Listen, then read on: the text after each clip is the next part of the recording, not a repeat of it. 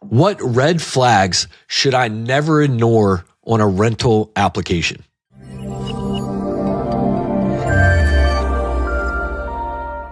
There's a handful of things I wouldn't ignore. So red flags might be, I can give you all the cash now. I don't have any income, but I can pay all the cash up front and pay for the whole year's worth of rent.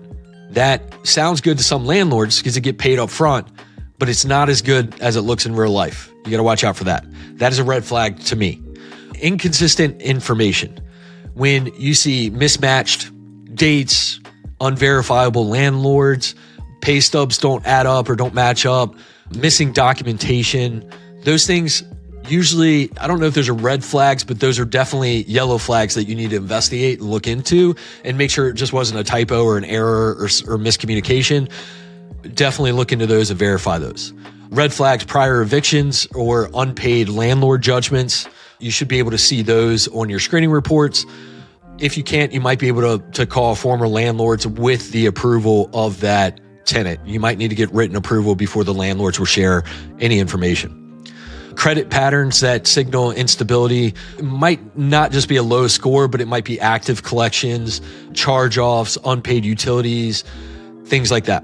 And so once you see these things, they sort of start to add up on the application. Again, you should, if you have some sort of, in your process, a scorecard to follow, they may reduce points from that scorecard or just not add any points towards that scorecard, and they may not be approved.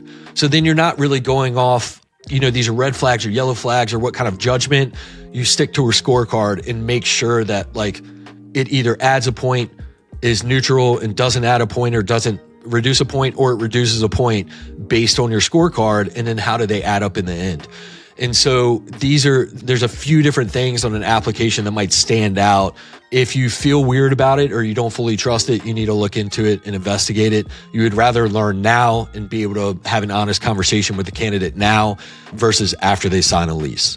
Those are some things I will look out for on an application.